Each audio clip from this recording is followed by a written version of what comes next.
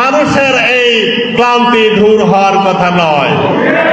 এই জন্য আমরা সিদ্ধান্ত নিয়েছি, বাংলাদেশের জনগণ আজকে অনুভব করছে আগামী দিনের বাংলাদেশ হবে কোরআনের বাংলাদেশ, আগামী দিনের পার্লামেন্ট হবে কোরআনের পার্লামেন্ট, আগামী দিনের বাংলাদেশ হবে সমৃদ্ধশালী বাংলাদেশ, আগামী দিনের বাংলাদেশে এদেশে কোনো বৈরাগ্য চলবে না, এদেশে জেনারেল বিচার চলবে না, নাগরিকদের নাগরিক অধিকার হরণ করা চলবে না।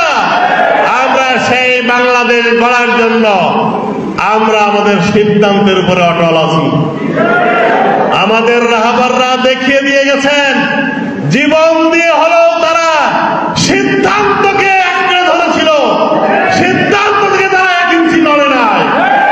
আজকে আমরা জোরালোভাবে সিদ্ধান্ত নিয়েছি আগামীর বাংলাদেশ কোরআনের বাংলাদেশ করার জন্য আমরা জীবনের শেষ রক্তবিন্দুটুকু দিতে রাজি আছি। আমাদের যেসব বন্ধুরা মনে করছে আমরা টাকা দিয়ে ভোট কেনবো, সন্ত্রাস করে ভোট কেনবো, ভোটের সেন্টারে যেতে বাধা দেব, সেই স্বপ্নকে আমরা ধূলিসাৎ করে দেবো ইনশাআল্লাহ।